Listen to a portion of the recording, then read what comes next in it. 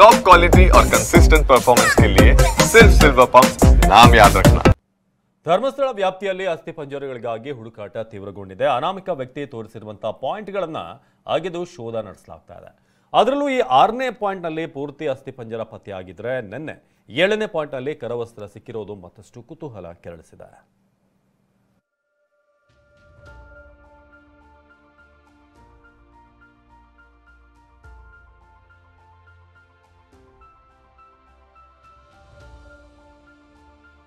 ಕ್ಷಣ ಕ್ಷಣಕ್ಕೂ ಕುತೂಹಲ, ರೋಚಕ, ಯಾವ ಸಸ್ಪೆನ್ಸ್ ಥ್ರಿಲ್ಲರ್ ಸಿನಿಮಾಗೂ ಕಡಿಮೆ ಇಲ್ಲ. ಅಧಿಕಾರಿಗಳ ತಂಡವೇ ಬೀಡು ಬಿಟ್ಟಿದೆ.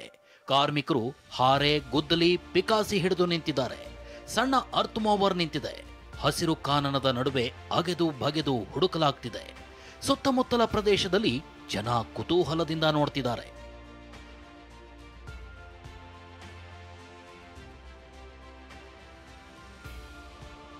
ಧರ್ಮಸ್ಥಳ ವ್ಯಾಪ್ತಿಯಲ್ಲಿ 100 ಶವಗಳನ್ನ ಹೋತಿದ್ದೀನಿ ಅಂತ ಅನಾಮಧೇಯ ವ್ಯಕ್ತಿ ತಪ್ಪೊಪ್ಪಿಕೊಂಡಿದ್ದು ದೇಶಾದ್ಯಂತ ಸಂಚಲನ ಮೂಡಿಸಿದೆ.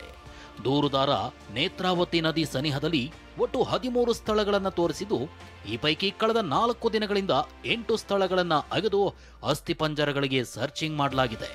ಸ್ಕೆಲಿಟನ್ಗಳ ಪತ್ತೆ ಕಾರ್ಯ ಇವತ್ತಿಗೆ 5ನೇ ದಿನಕ್ಕೆ ಕಾಲಿಟ್ಟಿದ್ದು, ಇಂದು ಕೂಡ ಶೋಧ ಕಾರ್ಯ ಮುಂದುವರಿಯಲಿದೆ.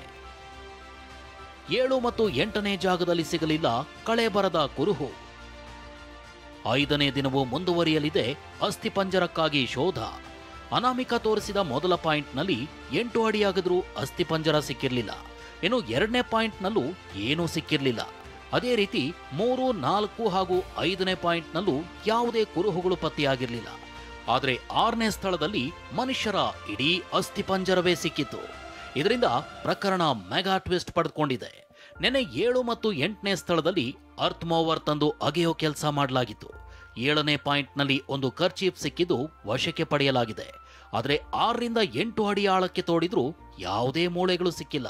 ಹೀಗಾಗಿ ಈ ಪ್ರಕರಣ ಹಾವು ಏಣಿ ಆಟದಂತೆ ದಿನೇ ದಿನೇ ರೋಚಕತೆ ಹುಟ್ಟುಹಾಕ್ತಿದೆ. ಅಗೆಯಬೇಕಿರೋ 5 ಸ್ಥಳ ಬಾಕಿ. ಇವತ್ತು 9 ಮತ್ತು 10ರಲ್ಲಿ ಹುಡುಕಾಟ. ಕೊನೆಯ 13ನೇ ಗುರುತಿನತ್ತ ಎಲ್ಲರ ಚಿತ್ತ. ದೂರುದಾರನ ಮಾಹಿತಿಯಂತೆ ಮಾರ್ಕಿಂಗ್ ಮಾಡಲಾಗಿರೋ 13 ಸ್ಥಳಗಳ ಪೈಕಿ ಇನ್ನು 5 ಬಾಕಿ ಉಳಿದಿವೆ. ಇಂಚಿಂಚು ಶೋಧ ನಡೆಸುತ್ತಿರೋದ್ರಿಂದ ಒಂದು ದಿನಕ್ಕೆ 1ರಿಂದ 2 ಗುಂಡಿಗಳನ್ನು ಮಾತ್ರ ತೆಗೆಯಲಾಗ್ತಿದೆ.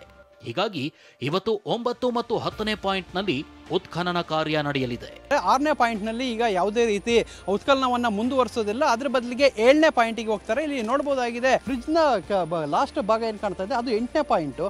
ಅದರ ಪಕ್ಕದಲ್ಲಿ ಹಾಗೆ ನೆಡ್ಕೊಂಡು ಬಂದರೆ ಏನು ನಮ್ಮ ಕ್ಯಾಮ್ರಾಮನ್ ಅಲ್ಲಿ ಟರ್ನ್ ಮಾಡ್ತಾ ಇದ್ದಾರೆ, ಸೊ ಆ ಒಂದು ಜಾಗ ನೋಡ್ಬೋದಾಗಿದೆ. ಆ ಜಾಗವೇ 7ನೇ ಪಾಯಿಂಟ್ ಆಗಿರುವಂಥದ್ದು. ಸೊ ಸದ್ಯಕ್ಕೆ 7, 8ನೇ ಪಾಯಿಂಟ್, 7, 8, 9ನೇ ಪಾಯಿಂಟ್ ಒಂದೇ ಸ್ಟ್ರೆಚ್ನಲ್ಲಿ ಇರೋದ್ರಿಂದ ಇವತ್ತು ಆ ಒಂದು 3 ಪಾಯಿಂಟ್ಗಳನ್ನು ಮುಗಿಸುವಂತ.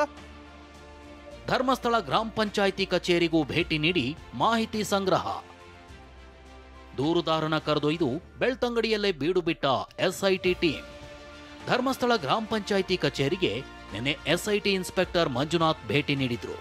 1995ರಿಂದ 2014ರವರೆಗಿನ ಯುಡಿಆರ್ ಕೇಸುಗಳ ಬಗ್ಗೆ ದಾಖಲೆ ಕಲೆ ಹಾಕಿದ್ದಾರೆ. ಮತ್ತೊಂದೆಡೆ ಎಸ್ಐಟಿ ಟೀಮ್ ಸಾಕ್ಷಿ ದೂರುದಾರನನ್ನ ನಿನ್ನೆ ಬೆಳ್ತಂಗಡಿಗೆ ಕರೆದೊಯ್ದಿದ್ದು, SIT SP ದಯಾಮ, AC Stella Varghese ಸೇರಿ ಹಲವು ಅಧಿಕಾರಿಗಳು ಬೆಳ್ತಂಗಡಿಯಲ್ಲೇ ಬೀಡು ಬಿಟ್ಟಿದ್ದಾರೆ. ಇವತ್ತು ಶೋಧ ಕಾರ್ಯಕ್ಕಾಗಿ ದೂರುದಾರನ ಜೊತೆ ಆಗಮಿಸಲಿದ್ದಾರೆ. ಪ್ರಮುಖವಾಗಿ ಗುರುತು ಸಂಖ್ಯೆ 13ರಲ್ಲಿ ಹಲವು ಶವಗಳನ್ನು ಹೂತು ಹಾಕಲಾಗಿದೆ. 1ರಿಂದ 6ರವರೆಗೆ ಅಷ್ಟಾಗಿ ಹೂತು ಹಾಕಿಲ್ಲ ಅಂತ ದೂರುದಾರ ಹೇಳಿದ್ದಾರೆ. ಹೆದ್ದಾರಿಯಿಂದ ಕೆಲವೇ ದೂರದಲ್ಲಿ ಈ ಸ್ಥಳಗಳಿರೋದ್ರಿಂದ ಮುಂದಿನ ಕಾರ್ಯಾಚರಣೆ ಭಾರೀ ಕುತೂಹಲ ಕೆರಳಿಸಿದೆ. Bureau report, TV9.